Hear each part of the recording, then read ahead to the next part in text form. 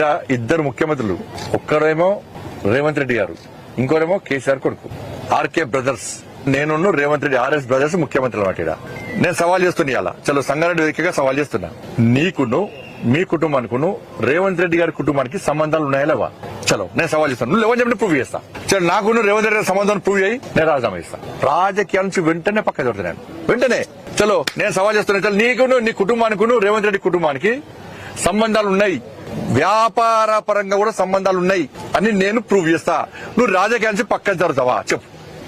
దండుపాల మూటల కన్నా చిరిగి తెలంగాణ జోరి రాబా, చీమలు పెట్టిన పుట్టలో పాము జోరినట్టు తెలంగాణ ఆ కుటుంబం జోరింది, బతుకులు నాశనం చేసింది.